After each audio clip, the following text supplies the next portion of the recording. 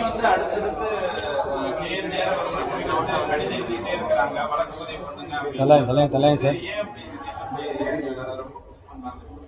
உங்களுக்கு எல்லாருக்கும் தெரியும், தேர்தல் ஒன்று 4 மாதம்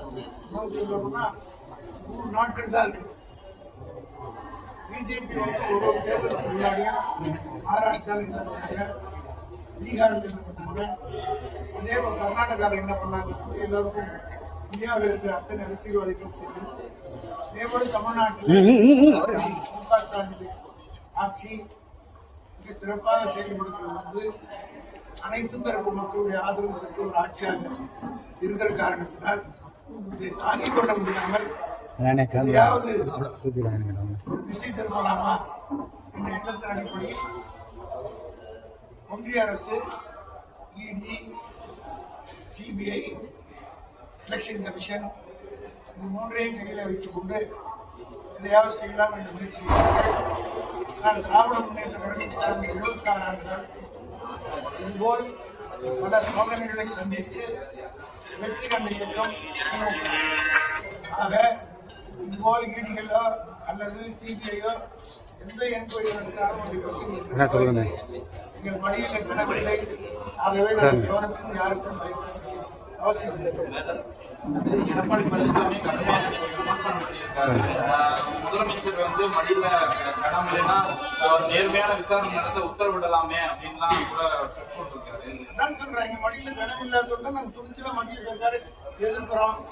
ஒரே ஒரு அவருடைய சம்பந்தத்துக்கு ரைடு போன உடனே நேரா போய் மரணமான காரில் போய் காரில் வந்து சரண்டர் பண்ணிட்டு வந்து எடப்பாடி எந்த பத்தி கேட்கிறாங்க நாடு அவர் பார்த்து என்ன எப்படி சொல்லுங்க. நாங்க துணிச்சலா இருக்கு, கூத்தன் மேலா இருக்கு. மோடி அரசை, ஒன்றிய அரசை மிக துணிச்சலோடு இன்றைக்கு இருக்கு. எங்க மடியில கணக்கு தான் நாங்கள் பயந்து தான் ஆகும். இவருடைய சம்பந்தி வீட்டில் ஒரு ரைடு பண்ண உடனே இவர் மகனை அழைச்சிட்டு ஒரு மிகப்பெரிய புள்ளி அழைச்சிக்கிட்டு கார் மூஞ்ச மூடிக்கிட்டு காரில் போனாரு. நாங்கள் தைரியமாக பேசி போகிறோம். இதே மதுரையிலே நேற்றுக்கு வீர முழக்கம் மட்டும்தான் போயிருக்காரு எங்கள் தெரியும். அதனால் எங்களுக்கு இதெல்லாம் சகஜம். இந்த மாதிரியெல்லாம் பார்த்து வளர்ந்த கட்சி இந்த கலைஞர் வந்து அந்த மாதிரி வளர்த்துருக்காரு.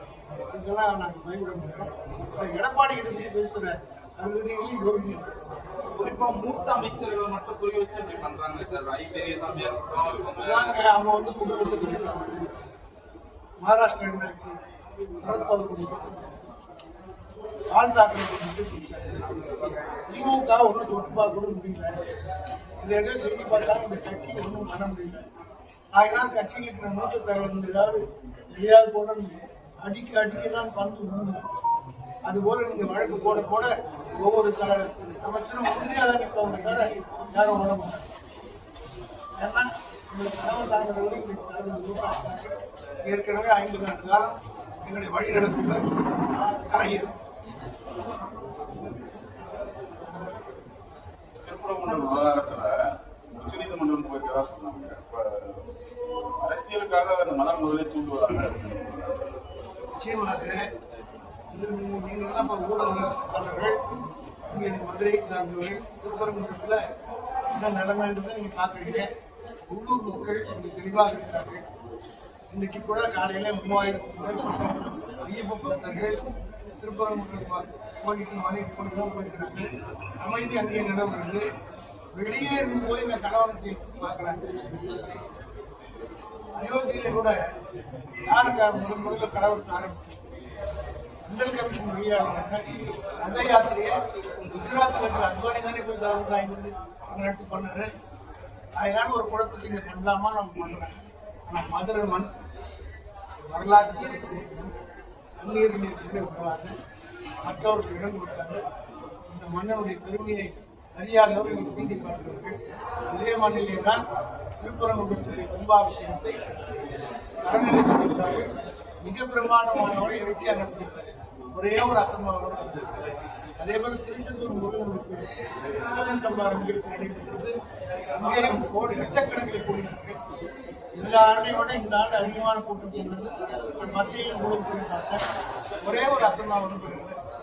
மக்கள் பக்தர்களும் முக ஸ்டாலின் இப்ப திமுகவுக்கும் காங்கிரஸும் ஒரு இணக்கம் இல்லாத சூழல் இருக்கிறதா ஒரு வகையா பேசப்படுது. இதெல்லாம் எப்படி பாக்குறேன்? ஏன்னா இன்னைக்கு கூட இந்த திருச்சி வேலுசாமிங்கிறவர் போய் விஜயோட அப்பாவை மீட் பண்ணியிருக்கிறாரு. அவர் வந்து அந்த கட்சியிலே இல்லைன்னு என்னால கட்சி பேரமைச்சு அபிஷியலா சொல்லப்படுறது கேட்டால் ஆனா அந்த கட்சியிலே இல்லாத சொல்லப்படுறதை சொல்றாரு. வேலுசாமிக்கு எங்களுக்கு சம்மந்தம் இல்லை அப்படின்னு சொல்லிட்டாரு. ஏன்னா சம்மந்தம் தான் பேசணும்லாம் ஆனா ராகுல் காந்திக்கு நெருக்கமா இருக்கிற பிரவீன் காந்தி வந்து நான் பேசியிருந்தேன் விஜயோட அவர் மீது ஃபோக்கஸ் பண்ணி சொல்லி போதான் கொடுத்துருச்சு. இதெல்லாம் ஒரு குழப்பத்தை ஒண்ணு தமிழர்கள் அங்க குடும்பத்தையே பிரிப்பாங்க. அண்ணன் தந்தையை பிரிச்சாங்க. இங்க தமிழ்நாட்டில் கூட அப்பாவின் குடும்பம் பிரிச்சிட்டாங்க. ராமதாஸ் பாட்டாளி மக்கள் கட்சி இந்த கூட அதிமுக நாலாண்டு எங்க திமுகவில் தான் மோடியாலையும் பண்ண முடியல, அமித்ஷாவையும் பண்ண முடியல. இவங்க கத்த எல்லாத்தையும் முறியடித்து காட்டிய ஒரே பெருமை எங்கள் தலைவர் தந்து. அமித்ஷா பேசும்போது தன்னுடைய அடுத்த இலக்கு ஒன்று வெஸ்ட் பெங்கால், இன்னொரு தமிழ்நாடு. இங்கதான் நாங்கள் வந்து ஆட்சி அமைப்போம், திமுகவை நாங்கள் இது வெளியேற்றோம். போன பார்லிமெண்ட் எலெக்ஷன் முன்னாடியே சொன்னாங்க. மோடி 8 முறை வந்தார், அமித்ஷா பல முறை வந்தார். 39 40 ஆச்சு, 39 30 ஆகினால சொல்ல சொல்ல எங்க ஆளுங்க உற்சாகம் ஜாஸ்தியாகும். இப்போ 159 எம்எல்ஏ நாங்கள் பேச பேச 200 இருக்காங்க. சார், இப்ப சமீபத்தில் நடக்கக்கூடிய கருத்து இப்போ வந்து தாவேக்கா தான் முன்னிலை வைக்கிற மாதிரி எல்லாருமே சொல்லியிருக்காங்க. ஹரி ஹரி அப்படி ஒன்றும் யாரும் இல்லை. எங்களை கடுமையாக விமர்சித்த தினமலரே நாங்கள் தான் பெருமான இடத்துல அதிகமான இடத்துல அதுவுமே 33 வந்து நெருக்கடியான ஒரு அப்போ அவங்க நெருக்கடிங்கிறத எங்களுக்கு சாதகமான இடம் இருக்கு. அவங்க 90 பேர் 130 வச்சு தான் சார் நாளை புதுவையில இருந்து இந்த மக்கள் சந்திப்பு வந்து விஜய் தொடர்றாரு. அதாவது கரூர் இன்சிடென்ட்க்கு அப்புறம் ரொம்ப ஒரு இதா மக்கள் சந்திப்பு வந்து புதுவையில் எங்க பாரிசு